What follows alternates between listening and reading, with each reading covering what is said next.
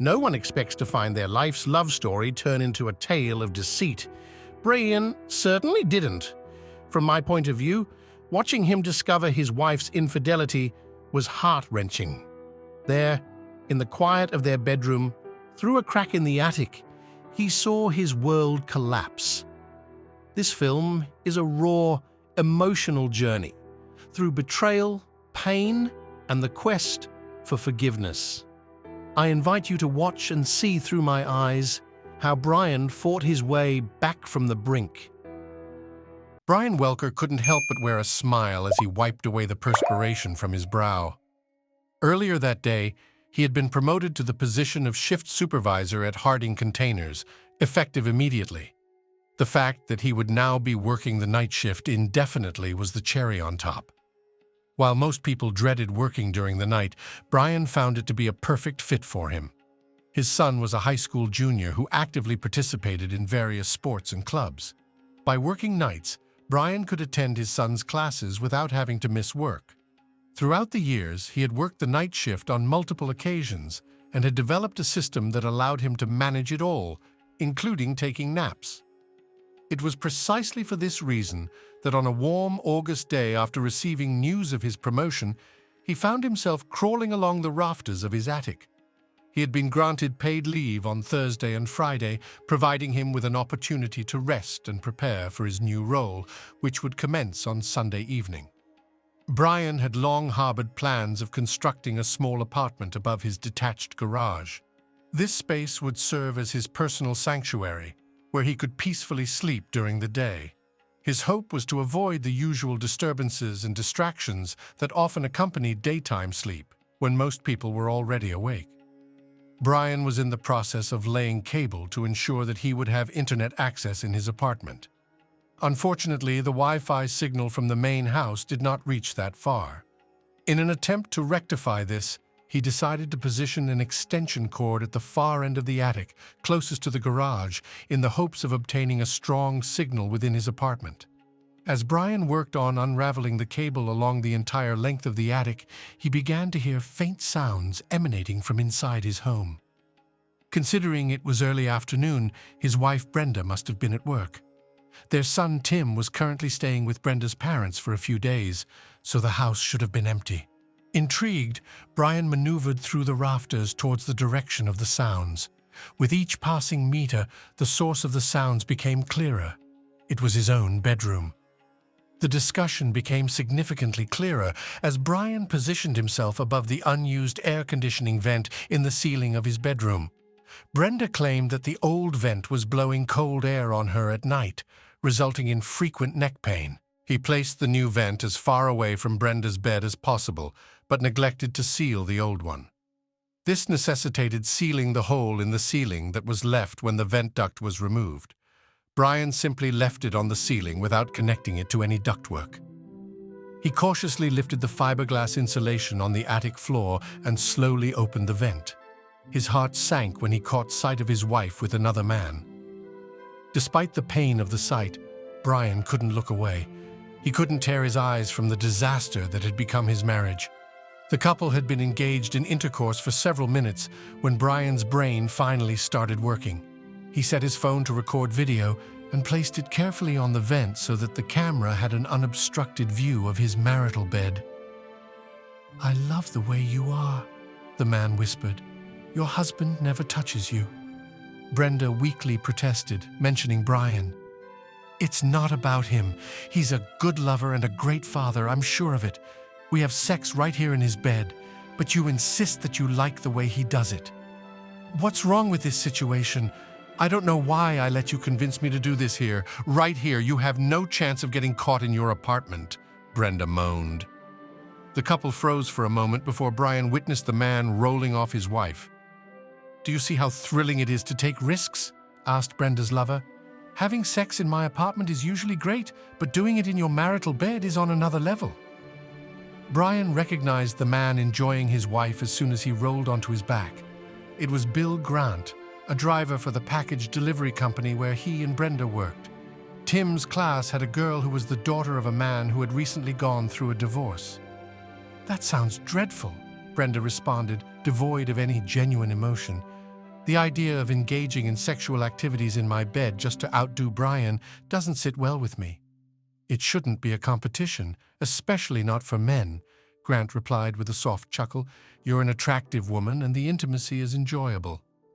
However, the fact that you're married and we're engaging in this act in your husband's bed makes me feel triumphant. This sensation is quite remarkable. It wouldn't be as thrilling if Brian were to catch us here. I'm not sure why I agreed to this, but it won't happen again. I'm concerned about the possibility of Brian discovering us. It would ruin my marriage, Brenda confessed. Let's make a pact, Grant proposed. As long as you refrain from having sex with your husband, I won't insist on doing it in his bed. Once he has you back, we'll have to retreat so that I can regain my position as the dominant figure. I won't deny Brian. He's my husband. Brenda reasoned that he's a man and desires regular sexual encounters. I'll attempt to dissuade Brian from engaging in sex and limit these secret rendezvous in my bedroom. I dislike contemplating the consequences if Brian finds out. Brian parked his truck in a separate garage. It was shielded from curious onlookers, so Brenda was unaware of his presence, let alone the fact that he was secretly listening to a conversation. Beads of sweat covered his face, dripping continuously from his body onto the insulation that lined the attic floor. Despite the discomfort, he made a conscious effort to stay motionless as he eavesdropped on the departing couple making their way towards the stairs. Upon discovering that his wife was being unfaithful, he pondered over this newfound knowledge. Not only did she intend to withhold intimacy from him to satisfy her lover, but she also seemed content with never engaging in it with him again. As Brian stood under the shower, he carefully evaluated his predicament and swiftly devised multiple resolutions. Brenda's infidelity remained a secret to him, as he chose not to confront her about it. With 2 more years of high school ahead for Tim, Brian made the decision to prioritize his son's well-being. He no longer concerned himself with Brenda's desires or emotions. After all, why should he care about someone who treated him with such disdain? Leaving the house was not an option for Brian. He had dedicated 15 years to renovating it, only for some deceitful individual to enjoy its comforts with his wife. Since Brenda showed no signs of seeking a divorce, Brian resolved to endure until Tim finished high school. However, he knew he would require something else. His apartment would be ready much sooner. Brian determined that instead of merely using the apartment as a place to sleep during his night shifts, he would make significant improvements to turn it into his living space for the next year and a half. He would need a small kitchen and a full bathroom. By the time Tim graduated and went off to college, Brian would have had ample time to devise a plan for his next steps. To achieve this, Brian contacted several contractors he knew and scheduled appointments to obtain estimates. He decided to hire a company to handle the project, ensuring it would be completed efficiently and professionally. He was willing to pay for the services, no longer concerned with saving money by doing everything himself. His recent promotion would easily cover the costs, a first in his life. Brian came to the realization that his time held more value than money. If he saved $1, half of it would still go to Brenda. He abandoned his old way of life, where he tirelessly performed household chores, believing it would benefit his family. Everything changed when he discovered the betrayal. Now, he was determined to ensure Tim's college education was fully funded.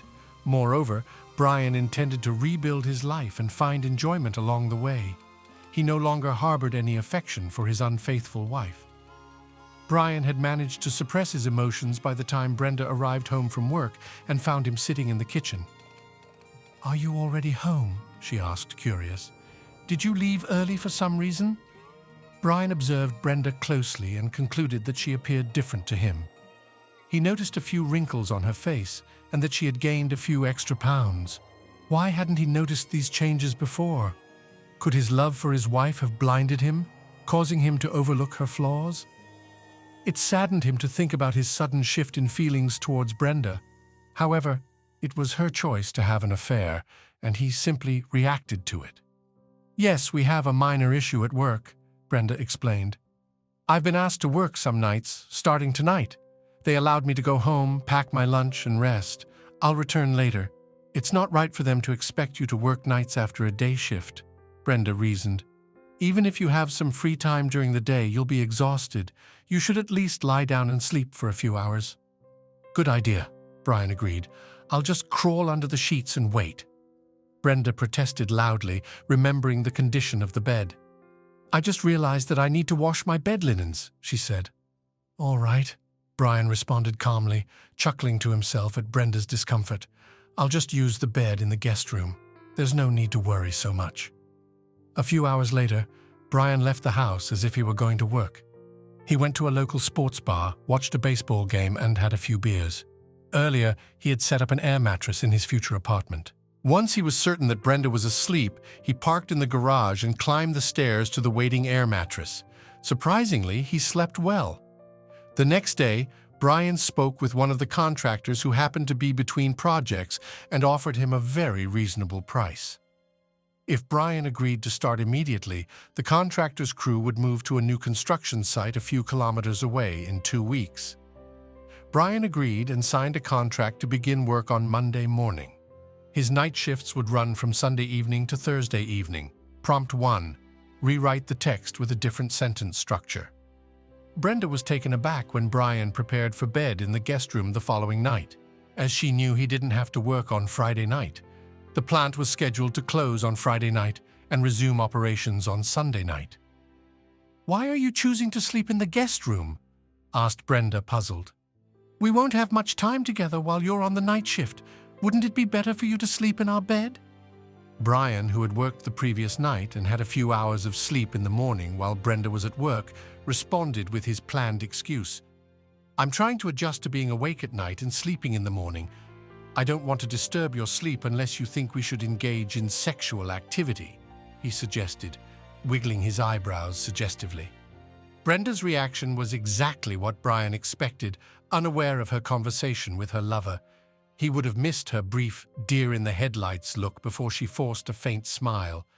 I'm really tired today. Maybe we could just cuddle a little and go to bed, Brenda replied. Besides, Tim is home tonight. He might hear us. Hugs won't be enough for me, Brian answered. As soon as I hold you in my arms, I'll want to do everything my way. If we rule out sex, I'll simply remove the temptation and sleep in the spare room. You've never been concerned about Tim hearing us before, so this seems like an excuse to avoid sex. You don't have to make up anything. I know you're not the type of person who forces themselves on a woman, Brenda reassured him. You're right, Brian. It was a feeble excuse, and I apologize. I'm just tired and not feeling romantic. I hope you understand. I understand more than you think. Let me know when you're in the mood. If I'm also in the mood, we can meet. Good night, Brian retorted, turning and making his way to the guest room, leaving Brenda with a perplexed expression on her face. On Saturday, Brian played catch with Tim for an hour and then did some yard work. When it was time for bed, he walked down the hall to the guest bedroom. Brenda observed his back and pondered over his peculiar behavior. Brian arrived at work early on Sunday evening to prepare for his new role as shift supervisor. By the time the production staff started arriving, he felt extremely satisfied with his work situation. He chose not to inform Brenda about his promotion to foreman. Since she had her own secrets that she kept from him, he no longer felt guilty about withholding information from her. His shift went smoothly, and he was well received by his subordinates. He concluded that he had an exceptional team working under him. Although the new position brought greater responsibility, Brian had encountered all the challenges before and knew how to handle them. He seamlessly settled into his job with minimal adjustments or difficulties. Brenda had already left for work, and the construction crew was busy with the installation when Brian returned home on Monday morning. He briefly conversed with the foreman to ensure they were on the same page before entering his house. Exhausted, he fell asleep immediately but was intermittently awakened by loud noises from the crew working in his apartment and once by a ringing telephone. Annoyed with himself for forgetting to silence the landline in the guest room, Brian sleepily answered the call. I'm sorry, Brian, did I wake you up? His mother-in-law Beverly asked. Irritated, Brian snapped, Is that why you called? To inquire if I was sleeping? No need to show off. Beverly replied, I just wanted you to know that Bill and I heard about your night shift, and we won't disturb you if you need any help with Tim while you sleep. Just let us know. Brian hung up without responding and unplugged his phone. He contemplated how foolish people could be. It took a few minutes, but he eventually drifted back to sleep. To his surprise, the construction crew completed their work in less than a week.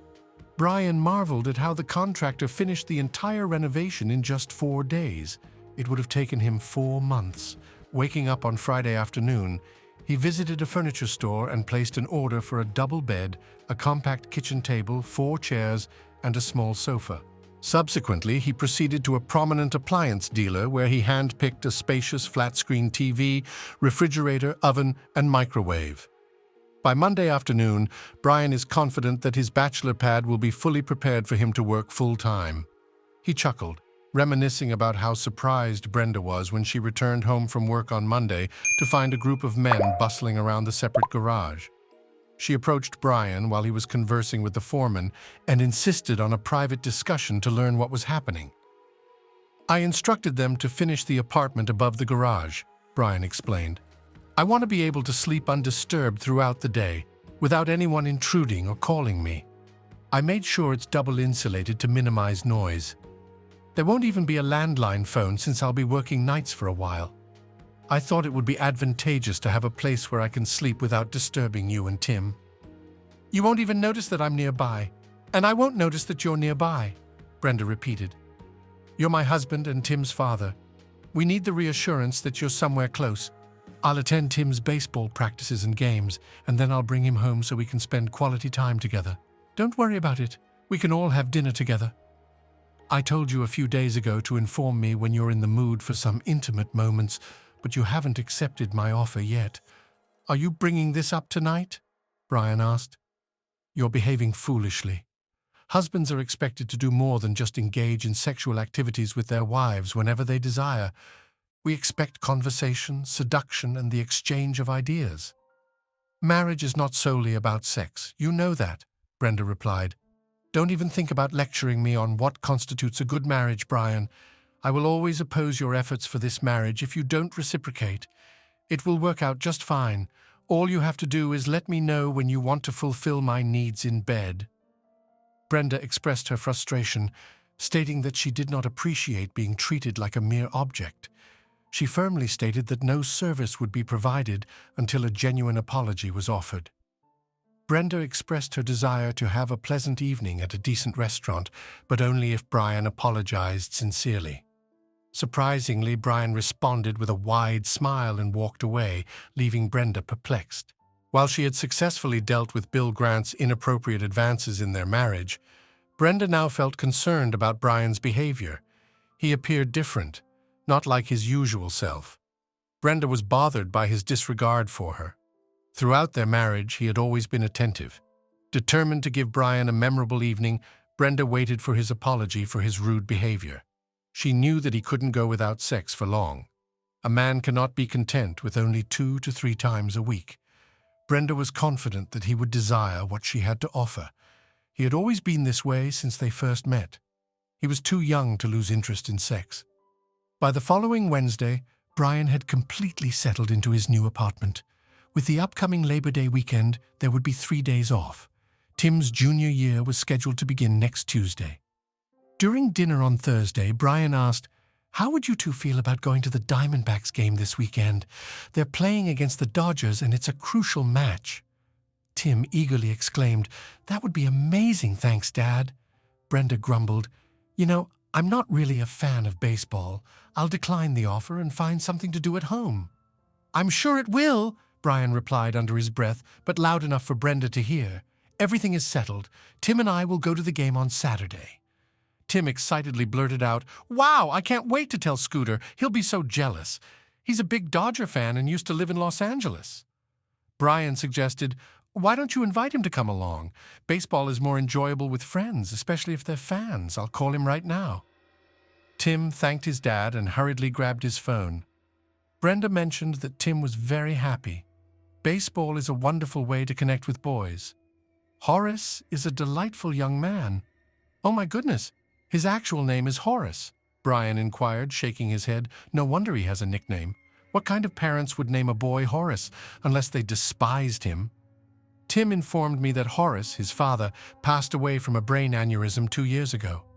Brenda continued, pointedly disregarding her husband's remark about the boy's name. She and her mother relocated here this summer to be closer to her parents. They are elderly and in poor health. I'll just refer to him as Scooter and act like I've never heard his real name, Brian stated just as Tim re-entered the room.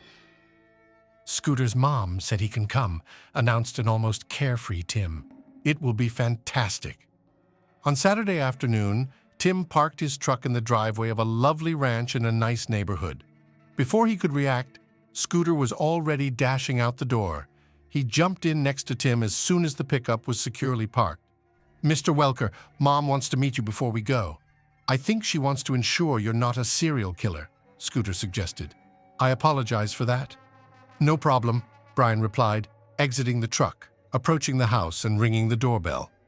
The door was opened by a slender, rather ordinary-looking woman around Brian's age with what he assumed was a quick glance. Brian concluded that her legs were her best feature. They were toned and perfectly shaped. Her jogging shorts allowed him to admire them. Her stomach was flat, while her breasts barely separated her top from her torso. "My legs look pretty good compared to the rest of my body, don't you think?" Scooter's mom inquired, much to Brian's bewilderment. Yes," Brian concurred, as soon as he saw the smile on the woman's face. "You have a splendid pair of legs. Do you think I should allow my son to go to a baseball game with a man who ogles at every woman he sees?" the boy's mother challenged. "I'm trying to raise a gentleman." Brian observed the amusement reflected in the woman's eyes and immediately discerned that she was teasing him. He made the decision to play along with her playful banter. "Essentially, you're inquiring whether it is appropriate for your son to accompany a man anywhere. As a man, appreciating the beauty of women is one of life's pleasures." With a smile, Brian responded, "He needs to learn to value and respect women. I will teach him what to observe and how to do so. Naturally, I hope that you will be less conspicuous during these valuable life lessons that you will impart to Horace." The woman, still smiling, objected, "The first thing I will teach him is to stand up against anyone who calls him Horace, except for his mother." "Indeed," Brian acknowledged. "My son will learn to be assertive towards those who address him by his name, and also to appreciate the allure of women's legs." "Does this explanation suffice?" "Not even close," Brian replied. "I will demonstrate to him the art of discreetly assessing buttocks and breasts. It is crucial that he receives a well-rounded education and does not become fixated on any one aspect of female beauty." Relieved, Scooter's mom responded, further earning Brian's respect. "Enjoy yourselves and rest assured that Scooter will contact me if you happen to be running late. By the way, my name is Gertrude." Brian inquired, "Seriously, Gertrude, what do your friends call you?" Gertrude calmly replied, "My friends call me Gertrude. I find it quite appealing. I'm Brian. Since we're going to be friends, I'll refer to you as Minx. I quite fancy that name." "Why am I not surprised?" Gertrude chuckled heartily before adding, "Horace can join you any time. I appreciate your sense of humor. Tim is a very well-mannered young man, so I was confident his parents would be agreeable. Thank you for inviting him to the game. Baseball runs in our family. I used to attend as many Dodgers home games as possible. My father even played in the minor leagues before I was born. He was quite talented, although not quite enough to pursue it professionally." Gertrude was added to the conversation. "Scooter is truly a remarkable individual, so there is no need to worry. I will ensure he reaches home safely and soundly. Minx, have a wonderful day. Will this arrangement still stand?" "I was only joking," Gertrude objected. "You will always be a Minx to me," came the swift response as Brian turned and made his way back to the truck. Brian had an enjoyable day playing, while Scooter managed to catch a stray ball. Both boys indulged in too many hot dogs and sodas. They dozed off in the back of the truck before Brian could even drive out of the parking lot. Upon arriving at Scooter's house, Brian gently woke the boy and escorted the drowsy teenager to the front door, where he was greeted by a smiling Gertrude. Brian confessed he probably had too many hot dogs and sodas. "Of course he did. He was at the ball game," Gertrude replied. "Thank you very much for picking him up and bringing him back safely. I am truly grateful." "Scooter is an exceptional young man, Minx," Brian replied. "I'll see you at the boys' games." Brian settled into a routine that suited him well.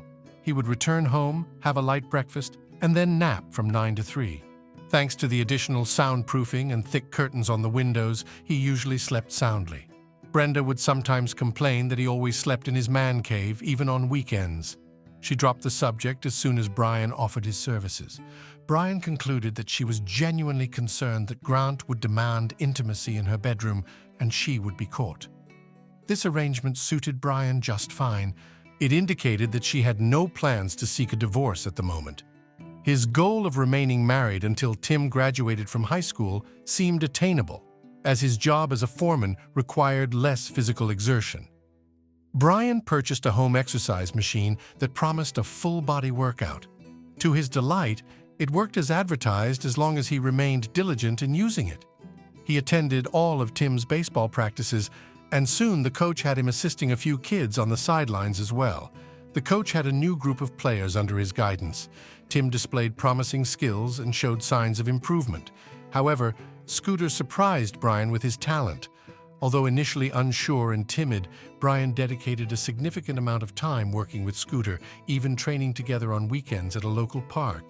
Brian, realizing he hadn't found a way to relieve his tension, decided to engage in baseball with the boys. As Scooter's confidence grew, his performance on the field improved significantly by the middle of the season. Scooter excelled in hitting balls and playing as a shortstop. Tim, on the other hand, held the position of the starting center fielder and batted third. Brian felt immense pride in the accomplishments of both boys. One aspect that caught Brian's attention was the increasing interest shown by some of the mothers of the children. For some reason, his jokes seemed to resonate with them, and his efforts with the children were consistently praised. Several mothers even went as far as baking treats for the team, ensuring that Brian received a portion no matter what was made. Tim's friendship with Scooter, along with Brian's involvement with the boys, naturally led to Brian and Gertrude spending time together. Brian considered Gertrude to be an intelligent friend with a great sense of humor. He decided to approach her and inquire if she had noticed the change in attention from the mothers towards him. "I might sound a bit peculiar, but I have to ask you a somewhat personal question," Brian began, almost hesitantly. Gertrude responded quickly. "What is it?" "I didn't ask that," Brian admitted. "When men preface a question to a lady by saying it's personal, don't they usually inquire about her breast size?" Brian chuckled, agreeing with his own statement. "Actually, I was going to ask if you've noticed that some of the mothers have been treating me differently in the past few weeks. Don't you think they appear friendlier lately?" "Well, aren't you quite the observer?" Gertrude retorted. "I would require further details to provide an accurate response to your query." Before I could address your question, Brian expressed thoughtfully, "I am aware of the principles of playing in the infield. It is common knowledge that the first and last innings are not usually won at third base. Are you referring to those baseball axioms?" "No, I was discussing the unwritten rule of refraining from rigging or stealing bases when having a significant advantage," Gertrude remarked before adopting a more serious tone. "If you were observant, you would have noticed that the most welcoming mothers on the team are single mothers. You are a wonderful father, a kind individual, and you hold a fairly decent job. This makes you an extremely appealing candidate in their eyes," Gertrude reasoned. "What about the fact that I am a married man? Would they not take this into consideration?" Brian inquired. "Indeed they would," Scooter's mother replied. "That is why they did not attempt to seduce you. No one has made such an attempt yet, have they? No one has tried to seduce me." "As if that would ever be an issue," Brian responded. "Given that I am married, it is evident that I cannot be a suitable match for anyone. Brian, I find this unacceptable. It seems like I am the one who has to inform you of this. However, we are friends, so it is my responsibility. All the mothers are aware that your wife is being unfaithful to you. This is not the only issue. There are rumors that she has cut off your intimate relations. You are not intimate with each other. It is clear that you will soon be a free agent. These women are eager to recruit you for their team once you are available." Gertrude's revelation left Brian in shock. How could so many people be aware of his personal situation? Who could have knowledge of his intimate life or lack thereof? And then it dawned on him. Brenda must have informed that scoundrel that we were not intimate, and he must have boasted about it to someone. "Are you referring to your wife or her lover?" Gertrude inquired, attempting to ease the tension. "I must say you do not appear very surprised by the rumors. Have you already suspected Brenda of infidelity? No, I have never harbored any suspicions, Brian replied. Gertrude asked incredulously. I knew she was cheating. I just never suspected it, Brian replied. Here, you amazed me. How could you know this and not suspect? It's quite simple.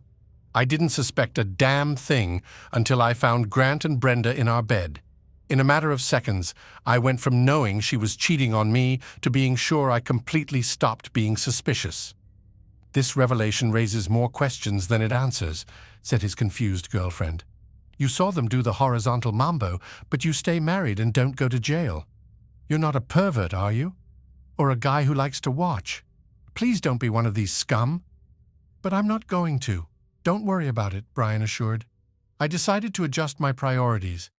Being able to spend a lot of quality time with Tim and not be a part-time dad became my first goal.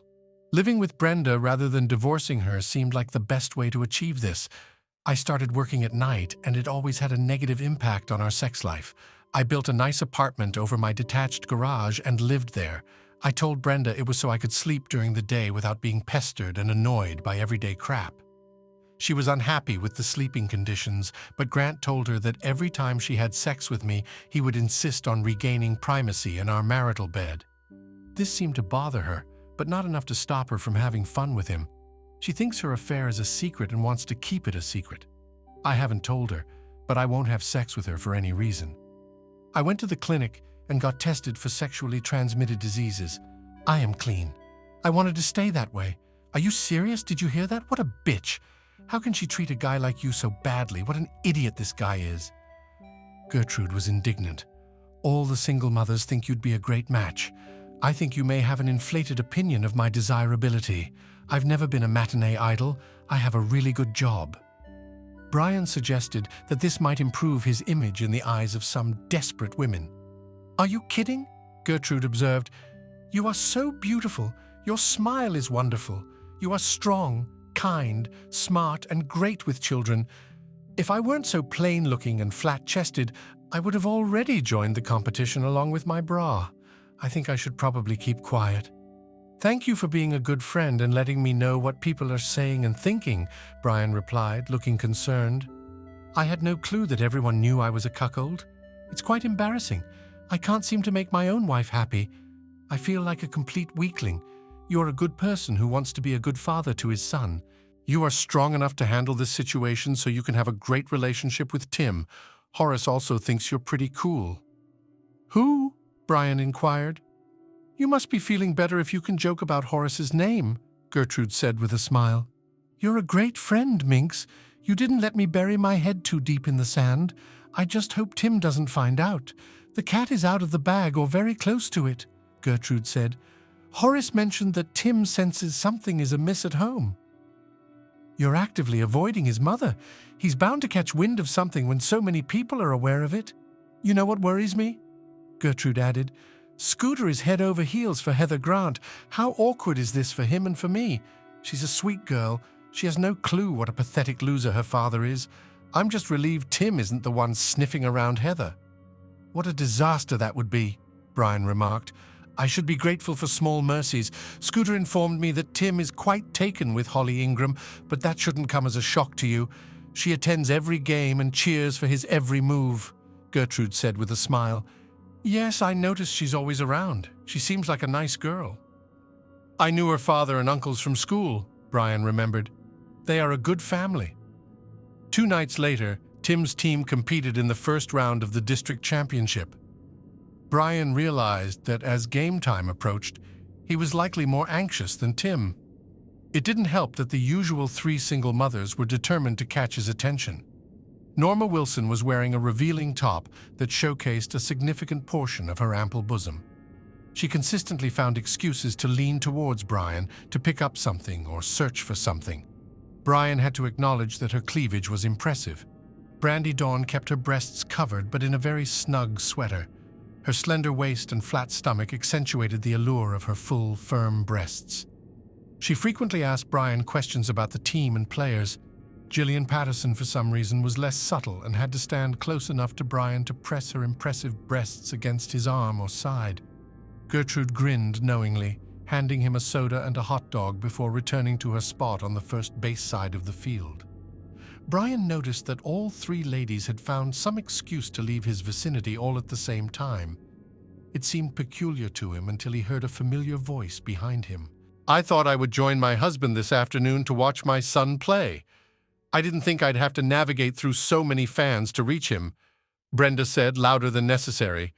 "What's happening, Brian? The game hasn't started yet, but Tim looked quite good during batting practice," Brian replied, attempting to evade the question. "Nice try," Brenda snapped. "Why were these women hovering around you like flies over excrement? It's a good thing you're not allergic to silicone. If you're expecting me to explain how the female mind works, then you're out of luck." "I have no idea," Brian confessed. "I'm even surprised that you're here.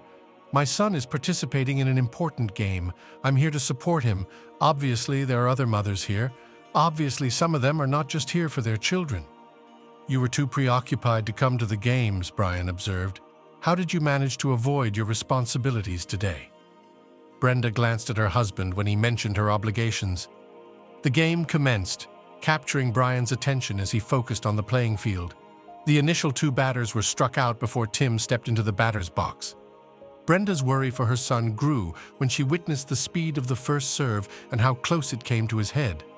Although the second pitch was low and away from Tim, he made solid contact and sent the ball to first base for a stand-up double. The following batter was Scooter.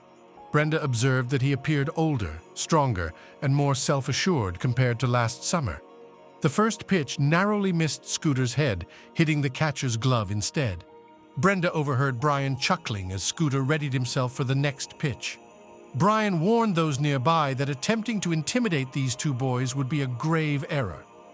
The pitcher attempted to sneak a fastball to Scooter, and the crowd agreed as he started his pitch. With a strong throw, he put some extra power into the next pitch. Scooter's bat connected with the baseball, sending it over the center field fence. The crowd reacted with oohs and ahs as the ball disappeared. Tim crossed the plate and waited for his friend to touch home before celebrating with high fives. Gertrude watched proudly as her son circled the bases, glancing at Brian, who had tears in his eyes. Brian had spent countless hours practicing with Tim and her son, and his joy and pride were evident. Gertrude was thankful to Brian for mentoring her son since they arrived. Horace had grown into a fine young man, with Brian playing a significant role in his character development. Her incredulous lover asked, "Are you really telling me you haven't been intimate with your husband since that day?" Bill replied, "You told me to avoid him until he made love to you.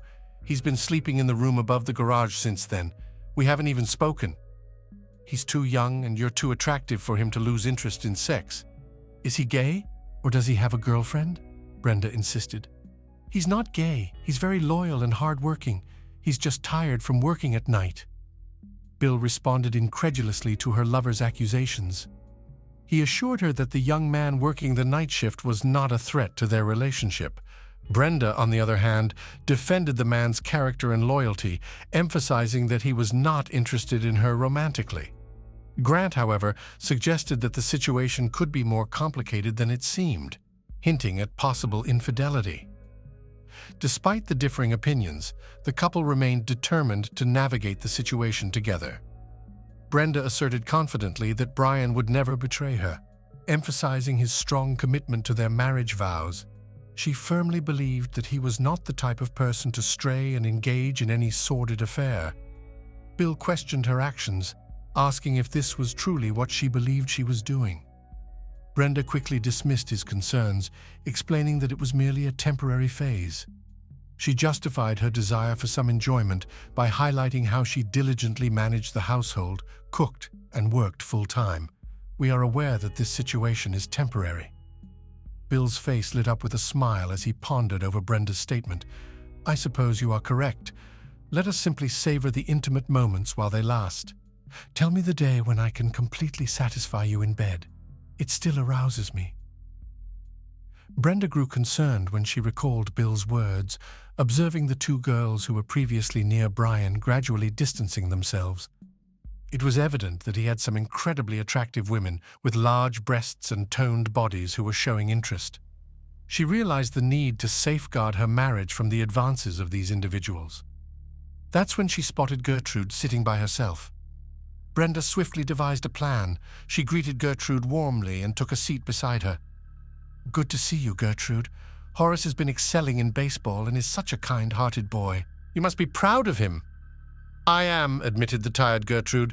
"Tim is also doing great. Brian's time spent with them is really paying off. He was truly a wonderful mentor to Horace." "Yes, sometimes Brian is too kind," Brenda responded. Sensing an opportunity to present her idea, "I'm sure you've noticed how those busty blondes are always around him. I wanted to ask for your help. I know Brian would never stray under normal circumstances, but he's a man, and these women constantly flaunt their assets when they're near him." "How do you suggest I handle this?" Gertrude inquired. "Spray them with cold water if they get too close. You know that I can't make it to most games and practices due to work and other obligations," Brenda began cautiously. "I know it may seem uncomfortable for you to play along with this plan, but there is a valid reason behind it. You could have potentially saved our marriage. Allow me to clarify." "If I understood correctly," responded the incredulous Gertrude, "are you concerned that these attractive, alluring single mothers might tempt Brian? So you're asking me to step in for you when he's at ball games and practice? Do you think I'm a successful single mother? Because I don't have a voluptuous figure and I'm rather plain-looking.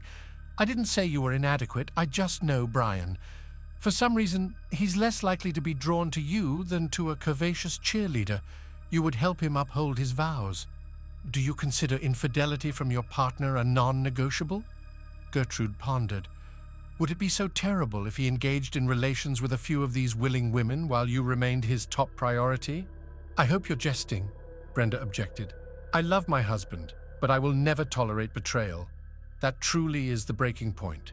You mentioned. It shatters the marital agreement. I could never come to terms with unfaithfulness. In my opinion, the marriage would be irreparably damaged. You must empathize with my sentiments. You have been married for numerous years. I comprehend the essence of loyalty and commitment. It's only logical that adultery breaches the marital pact." Gertrude acknowledged. "I have to concur. I need to go speak with Brian. Can I rely on you to keep a watchful eye on him in my absence?" inquired Brenda. "Certainly," Gertrude replied with a smile. "Make sure to convey all of this to Brian. I'll fulfill my end of the bargain. Who better to ensure a faithful man remains celibate than a modestly endowed, unremarkable, unexciting woman?" "I wouldn't phrase it exactly like that, but you captured the essence quite accurately." "Thanks once again." Brenda expressed her gratitude as she walked away to join her husband. "Brenda had expressed her desire to have a conversation with me last night before I left for work." The following day, Brian began his practice. The main concern here is the presence of numerous attractive single mothers around me. Brenda believes that I would be much safer if I stayed close to you, Minx, or as she refers to you, Gertrude. However, I can't help but wonder why I don't feel safer. You are an intelligent individual, and you know that. It's a fact that you can never be completely safe around a single woman, regardless of her physical appearance or attractiveness. Gertrude, my dear, you are one of the most captivating women I have ever encountered, Brian sincerely responded. You possess the complete package, not just artificial enhancements. Oh my, you've only made things more challenging for me, Gertrude admitted, blushing. I will make an appointment for you to have your eyes checked once the baseball season concludes. You will discover that I have perfect vision and an excellent ability to judge people, with one notable exception, Brian remarked. It seems I underestimated my loving wife. I believe she may have underestimated us as well, Minx replied. That is, if you truly find me attractive. Brian found amusement in the reactions of the single mothers as Minx remained by his side. He spent a significant amount of time conversing and joking with her. The most common reaction from others was disbelief, followed by disappointment. It took Minx less than one training session to eliminate any competition. The team's upcoming game required a 3-hour drive to Middleburg. It was decided that the team would travel the day before the game and stay overnight in a hotel. The hope was that the boys would be well rested and refreshed for their next challenge. Brian dropped off Jake Winston's parents, as well as Minx. The discussion during the journey revolved around the team's chances of winning the district game and possibly even the state title. They arrived at the hotel just after the team bus. Brian assisted Ralph Winston in retrieving his luggage from the trunk. Some parents, including the Winstons, volunteered to accompany the boys and stay at the same hotel. All other parents had to reserve accommodations in various hotels, as multiple games were scheduled for the next day. The city was bustling with fans and players. 6 teams from different school grades were set to compete in 3 games. Before Tim got on the bus, Brian reminded him that they wouldn't be staying at the same hotel and advised him to behave appropriately in front of the coaches and chaperones. He reassured his son that he would attend team practice the following morning. "Which hotel are you staying at, Minx?" Brian inquired, as the Winstons brought their luggage into the team hotel. "I'm staying in the same hotel as you," she replied simply. "But I never mentioned where I was staying. How did you know?" Brian asked, puzzled. "I didn't know that," Minx replied curtly. "How did you figure out that we're in the same hotel? It's quite crowded this weekend. You might struggle to find a room at the last minute," Brian observed. "I'm sure something will work out," Gertrude replied with a broad smile, further perplexing Brian. A few minutes later, Brian arrived at his hotel and asked Gertrude, "Would you like to check if there's a room available while I check in? I can wait to make sure you find something." "Thanks, but I'll just wait here. I'll be fine," she insisted. As Brian checked in and received his room keys, he returned to his car to find Minx already waiting for him. "Would you like one of these cards for my room? It's room 207, he offered.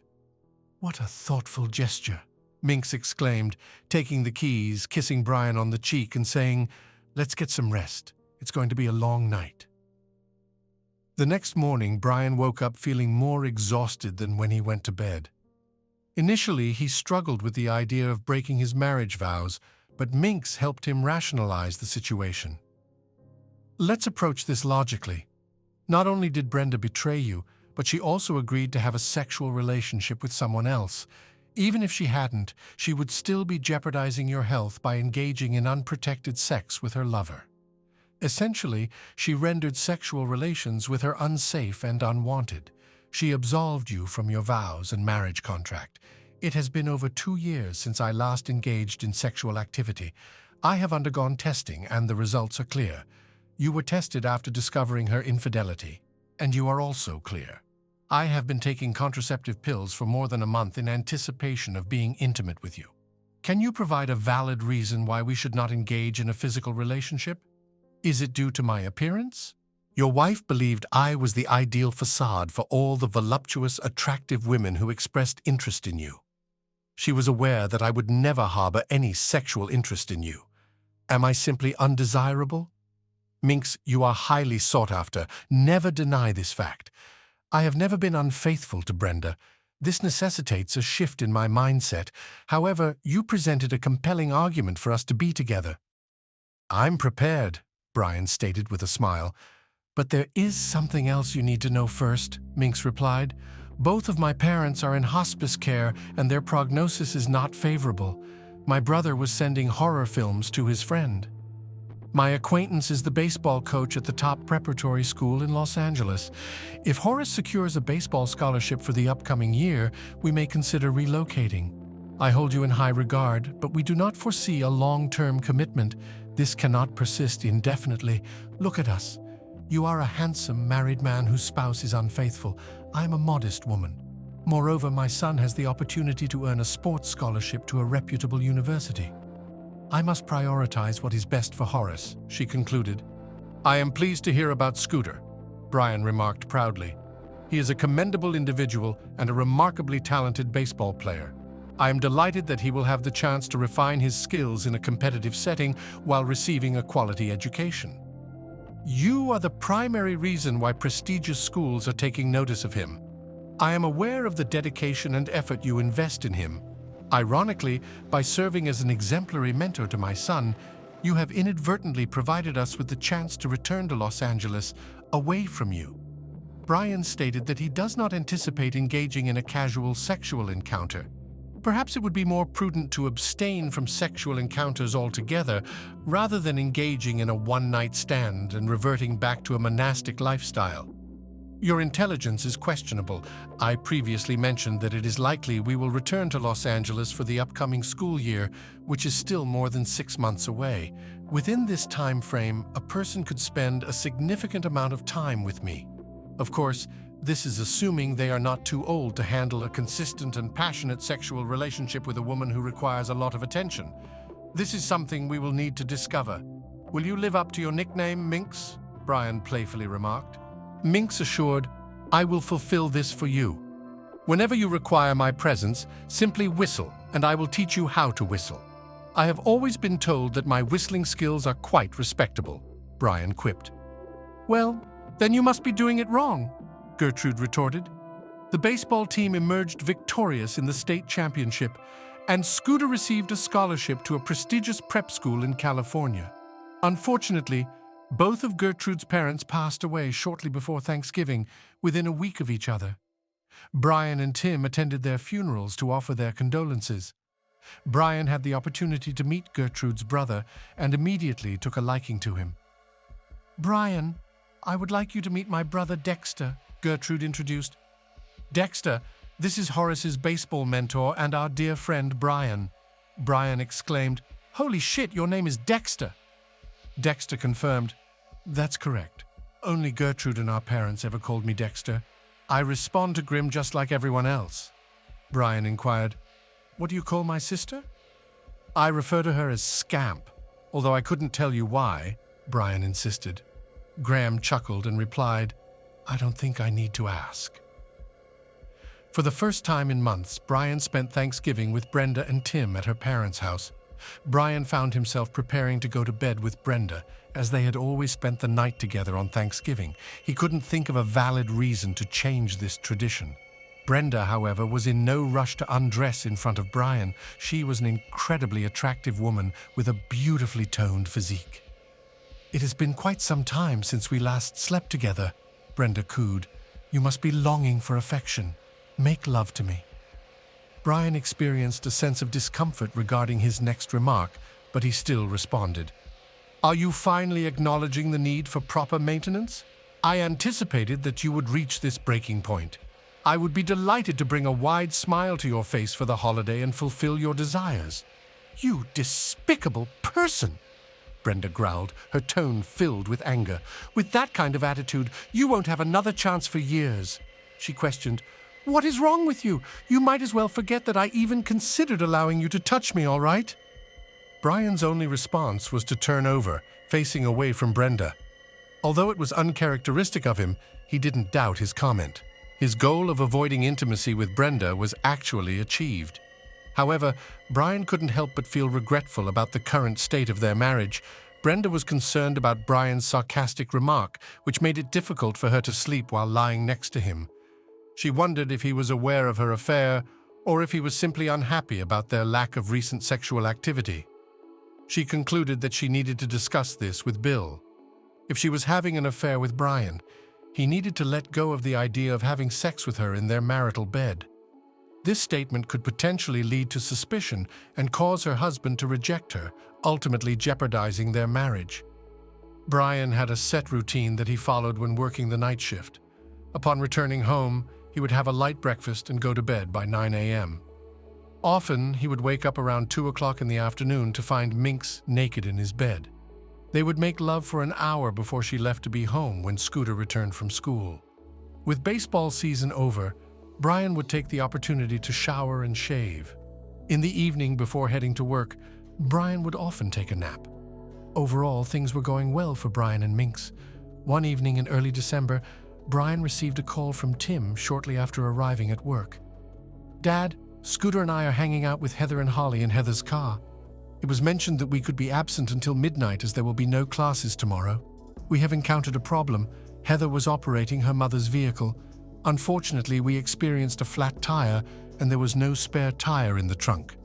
As a result, we find ourselves stranded on D Street, which is causing me some worry. I have noticed a few individuals near the slot machines who seem to be looking in our direction. Are you telling me that you are broke on D Street at the arcade? Brian expressed his frustration with a swear word. We will address this matter later. Is Heather driving the Corolla? Yes, it is a 2017 Corolla, Tim responded promptly. I will locate a suitable wheel and tire and I will join you shortly. Please ensure that your doors are locked and contact the police if any issues arise. Take care of the girls. Brian placed his phone in his pocket and made his way to the production floor. He quickly found the individual he needed. "Gus, you still drive that Corolla, don't you?" Brian asked the bearded man operating the forklift. "I require an inflated tire that fits your car, and I need it immediately." While Brian was conversing with Gus, another thought crossed his mind as Jack Reynolds walked by. Jack was Holly's uncle, and Holly's mother was his younger sister. "Jack, my son, and some friends are stranded on D Street with a flat tire and no spare. Holly is with them. I will take the inflated tire from Gus and head there. I would appreciate it if you could accompany me. I have a proper spare tire, not some inadequate substitute," Gus offered. "Let's take my car and proceed there without delay." Jack, Gus, and Brian promptly made their way towards the exit leading to the parking lot. They were concerned about the children being in that particular area of town late at night. It was not a safe place for young individuals, especially teenage girls. Meanwhile, Brenda lay in bed, relishing the warmth she always felt after teasing Bill. Suddenly, his phone rang, and he glanced at the caller ID. "Damn it, it's Heather. I have to answer this, or she'll give me a hard time for ignoring her." Brenda could only hear one side of the conversation, but she became worried about what she overheard. "What on earth are you kids doing there? Well, that's unfortunate. These boys are mature enough to handle a minor issue like this. Call AAA. It's not my fault your mother is too careless not to have a spare tire in her car." "What's going on here?" Brenda inquired as soon as Bill ended the call. Bill reassured her that there was nothing to worry about as he gently touched Brenda's chest. He explained that there was a flat tire, but AAA was on the way to fix it. A group of young troublemakers were loitering near Heather's car when Brian and his friends arrived behind her. Brian swiftly got out of the car and retrieved the jack and tire iron from Gus's trunk. Gus brought the spare tire while Jack knocked on Heather's window and gestured for her to lower it so he could speak to her. "Stay quiet while we change the tire. If these troublemakers cause any issues, we'll handle it. Holly, you'll need to explain to your mother why you're out on the street." Brian positioned the jack under the flat tire and secured it against the frame before loosening the lug nuts. The apparent leader of the tough group approached Jack as Brian worked on the tire. "You're on our turf now. You need my approval before you touch this vehicle." Before Jack could respond, Brian swiftly struck the guy on both shins with the pry bar. The man dropped to his knees, then rolled on the ground, cursing loudly. Brian grabbed the troublemaker by the collar and forced him to lie face down next to the flat tire. He sat on the man's back and continued to remove the nuts. Two other gang members rushed towards them, seemingly aiming to pull Brian away. With the leader incapacitated, Jack struck the first one on the head, causing him to collapse. As Gus approached, the second guy stepped back out of his reach. "Lift the car slightly so I can take off this tire," Brian calmly instructed Jack. Jack continued to drive the car higher and higher as the gang of thugs hurled insults and curses at the men. Occasionally, the man beneath Brian attempted to wriggle free, but Brian firmly grasped the man's greasy hair, raised his head slightly, and forcefully pushed it back down onto the pavement. After just 2 attempts, the man lying on the ground decided to stay still. Brian loosened the lug nuts, removed the flat tire, and replaced it with the spare tire provided by Gus. Once all the nuts were securely fastened, Jack lowered the car. The 3 men appeared unfazed by the taunts of the thugs as they worked. Brian tightened the nuts and stood up. Accidentally, he kicked the leader in the groin while stepping over him. "Are you fools talking to us?" Brian inquired, approaching the gathered gang members and casually twirling the tire iron in his hand. As he advanced towards them, the group dispersed. "Get out of here," Jack directed as Brian ushered the gang away from the car. "Watch out for those idiots lying on the street and steer clear of this area." The 3 men got back into Gus's car and followed Heather's car as it turned towards the children's home at the next intersection. "I can't believe you nailed that fool in the shin," Gus chuckled. "He went down like a ton of bricks," Jack remarked. "Thanks for inviting me along. My arm is sore, but it felt good to knock that punk in the head." "So you were just sitting there while changing the tire?" Gus teased. The men continued to laugh and reminisce about their escapade as they headed back to their respective duties.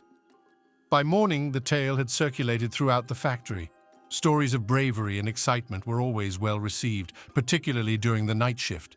They helped pass the time and provided a welcome distraction from fatigue and drowsiness. The following day, upon awakening, Brian was greeted by Minx, who eagerly jumped into his bed and passionately kissed him. She was unclothed and clearly desiring him. "Boris informed me about the events of last night. You were exceptional. I sincerely appreciate your exceptional care for the children," Scamp blurted out. "You are about to experience great fortune. I would have arrived earlier, but I had to wait until Horace and Tim left to visit the girls, as they did not have school today." Brenda had only been at work for an hour when Sue Blaine approached her by the water cooler. It was evident that she wanted to discuss something. "I overheard Brian, Jack Reynolds, and Gus Benson mocking a group of supposed tough guys who were loitering near the children's car on D Street. I understand that a blow to the shins with a tire iron can swiftly incapacitate such troublemakers." Brenda promptly pieced everything together. Last night, Heather reached out to her father for assistance, but he dismissed her plea. Apparently, her predicament was more serious than Bill was willing to acknowledge. Sue mentioned children, indicating that Holly was involved, along with Horace and her son Tim. "I'm curious to know what you heard," Brenda responded.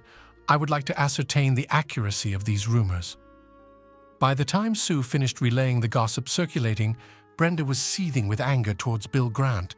Although she concealed it from Sue, his daughter sought his aid in a situation that could have escalated into a catastrophe, yet Bill callously disregarded her concerns. Brian, along with Gus and Holly's Uncle Jack, responded as true men should. They safeguarded the children and assisted them in extricating themselves from a challenging predicament. Bill neglected his daughter's distress in favor of engaging in sexual relations with Brenda. The realization that she had engaged in intimacy with a man who refused to assist his own daughter, as well as some of her friends, including Tim, deeply wounded her. How far has she fallen? Brian was 10 times the man Bill could ever be. The unfortunate truth was that Brenda had known this from the very beginning. Why did she even involve herself with this self-centered, arrogant individual? Early in the morning, Brenda discovered Bill alone in the break room, enjoying a snack while his delivery truck was being serviced. She wasted no time in confronting him. "Heather sought your help last night and you dismissed her. These children could be in grave danger, yet you instructed her to call Triple H. What kind of father are you? Everything turned out fine," Bill responded curtly. "Your husband and a few of his friends saved the day, so what's the issue? Brian acted like a true man. You abandoned your daughter, that's the problem. My son was in that car. If your foolish husband is so special, why are you enjoying yourself with me when he hasn't touched you in months?" Bill chuckled and asked. "You pitiful scoundrel, being a man has nothing to do with you," Brenda retorted. "He's more of a man than you'll ever be. It's over between us. Don't ever attempt to speak to me again. I want nothing to do with you, as you claim," Bill calmly replied. "There are countless married women in the world who are seeking someone like me. If you change your mind, you know where to find me. I'll still provide you pleasure if you ask politely." Brenda burst into tears and hastily left the room. She had cheated on her husband, disrespected him, and jeopardized her marriage and family for a petty, self-centered sociopath. She only hoped that Brian would never discover how foolish she had been. With that thought, she realized she had a lot of catching up to do. The Minx had just finished with Brian when she heard sniffling behind her. Surprised, Minx turned around to find Brenda watching her with tears streaming down her face. "How could you betray me like this?" Brenda exclaimed. "I trusted both of you, and you do this." "I'm merely doing as you requested," Minx replied, reaching for her clothes and starting to dress after she pressed a finger to Brian's lips, instructing him to remain silent. "You wanted me to prevent those voluptuous blondes from getting their claws into Brian. I dedicated my physical well-being in order to accomplish the objectives you set forth." Brenda's response was filled with anger as she expressed her disapproval of the situation. "I didn't want you to sleep with him, and you know it," she said, her tears being overshadowed by her rage. Brenda couldn't believe that Brian would betray her like that, especially with someone she considered unworthy. "I know it's difficult to accept that Brian and I are dealing with such individuals, but there's no need to be insulted," Minx reasoned.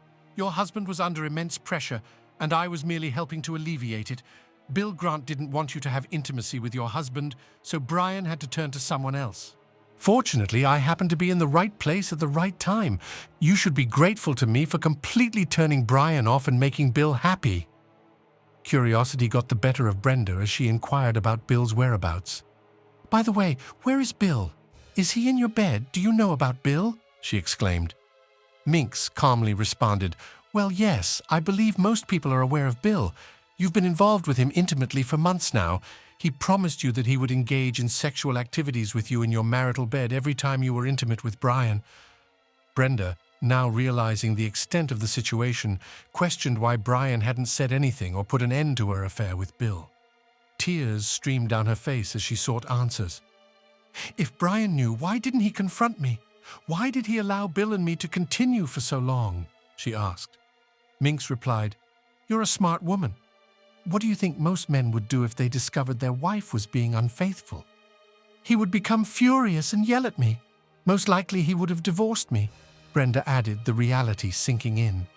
"That's exactly what Brian anticipated," Minx agreed calmly. "So what happens next? Can Brian and Tim stay here while you move in with Bill?" Brenda contemplated her options. "I wouldn't leave my house, and I wouldn't mind having Tim with me," she stated firmly. "If Brian wants a divorce, he would have to find a new place to live and provide alimony and child support. Tim would stay with me," Brenda concluded. "That's precisely what Brian had in mind. His priority was to remain close to Tim and be the best father he could be," Minx acknowledged. "He stayed here for Tim, not for me. He discovered the truth about Bill and me, essentially ending our marriage, just not officially. We've been living as if we were divorced for months now, haven't we? I was just too blind to see it. In your defense, I must admit that Bill played a role in keeping you from realizing that your husband had emotionally checked out long ago. I'm just a skinny bitch who showed up after everything fell apart. I helped Brian get back on his feet. I told Bill it was over between us. I never want to see him again," Brenda stated. "Was this after he refused to help his daughter out of a sticky situation last night?" "You didn't have much of a choice, did you?" Minx asked rhetorically. "Even traitors have their own expectations and limitations. Are you and Brian planning to live together now?" Brenda inquired, wiping away the last of her tears. "Honestly, we are content with how things are. Horace and I will be heading back to Los Angeles before the school year begins," confessed the scamp. "I'd rather not have him know that his mother was involved with his best friend's father. If the time comes for me to leave, I'll likely assist Brian in finding a new girlfriend, if he allows me to. So you see, I didn't steal your husband like some mothers hope to do. We are simply enjoying each other's company temporarily, much like you did with that jerk. What if I don't want this to continue? He is my husband." "You have no right to be with him," Brenda insisted. "You brought this upon yourself, didn't you?" "The moment you gave yourself to Bill Grant," replied Minx. "It essentially released Brian from any obligations he may have had towards you. He and I have a unique bond. We can trust each other, if you can believe that. I made it clear to Brian that he couldn't be intimate with you or anyone else if he wanted me in his life." Minx added, "Who knows who else Bill Grant was involved with or what diseases he may have had?" Brenda began to cry once more as she contemplated the words of the woman she knew as Gertrude. Bill could have engaged in sexual activity with someone else on the side. Brenda had no illusions about the kind of man Bill Grant was. She needed to get tested immediately. Brenda asked fearfully about what would happen next. "Let's just continue as planned. I will make sure to wake Brian up regularly. You should keep working late and avoid him as much as possible. I believe this arrangement will work well. If it's not broken, there's no need to fix it," Minx replied. Brenda firmly stated that she would not go along with the plan. She intended to stay and prove to Brian what a great wife she could be. "He won't need your loyalty unless he realizes that my loyalty is unwavering, while you are out there waiting for someone else," Minx argued. "Essentially, I have control over your relationship with Brian. As long as we are together, I won't allow him to get close to you. I don't want to risk my health, and neither does he. I've learned that relationships are about more than just sex," Brenda said with false confidence. "Sex without love or commitment is degrading. I will fulfill my duties as a wife happily while you focus on just having sex with him. Think about it, okay?" Minx responded. "I have thought about it. Let's proceed." You take care of his meals, like making great lasagna and meatloaf. Keep the house clean and do his laundry.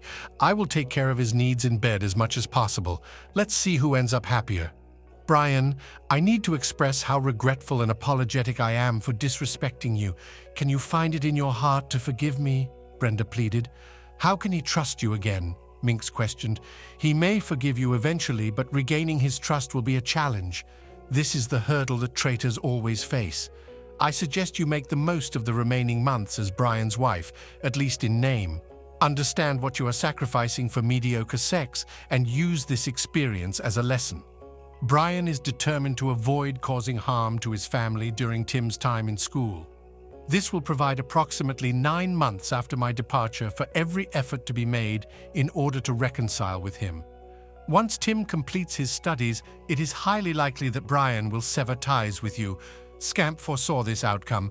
Brian, why do you allow her to speak on your behalf? Brenda inquired. I am not merely his lover, I am his closest companion, Minx replied, as you were sharing intimate words with Bill. Brian and I were engaged in our own discussion while in bed. I assure you that I will address this specific issue if and when it comes up. He vowed to express his gratitude once I take care of it. Would you mind giving us some privacy now? Thanks for listening to One Infidelity Hit. If you liked what you heard, don't forget to hit that subscribe button and drop us a like.